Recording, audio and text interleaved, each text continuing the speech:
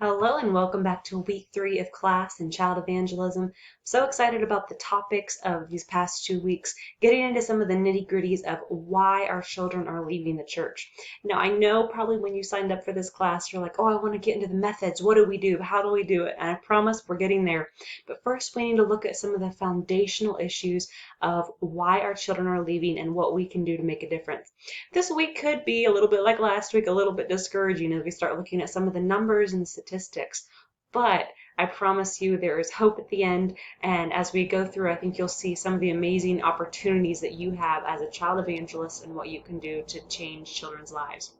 So this week I won't be talking a lot. I'm going to link a video by Ken Ham that I think will honestly give you a lot more information than what I could share with you. So watch that and then reflect as needed below. And you'll also continue to read chapters from Already Gone.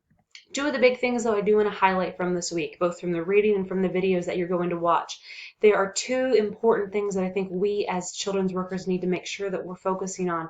And that is number one, a return to the authority of the Word of God. It's all too easy, guys, that we, as we're teaching children and they bring questions our way or we don't quite understand something, to just kind of want to rework things or reword things. But guys, we have the history book of the universe at our access that has answers to all the questions our kids will have. So returning to the authority of God's Word. But then I think another important topic that Ken Ham hits on in his video is being ready to guide children in the issues of our day. We're living in a generation where kids have a lot of new issues than what even I had as a child. I'm only 28 years old, and I remember when I was younger thinking, oh, when I am a teacher, when I'm a parent, I'll do things this way because I know exactly how things should be.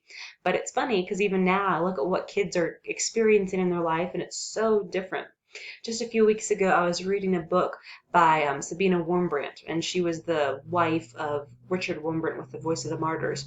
And she was talking about how in Russia and communist, I believe it was Romania where she was living, how they had a lot of new issues coming up and attacking their church. Issues like atheism that really hadn't been in the church before, and they had to figure out ways to counterattack that. In our day, in 2022, or whenever you're watching this video, we have that same issue. We have problems that are new, things like transgender issues, all those big, deep topics. But again, it comes back to that foundational issue of, is the Bible our foundation? So I think you'll enjoy this week's activities, and I look forward to hearing from you.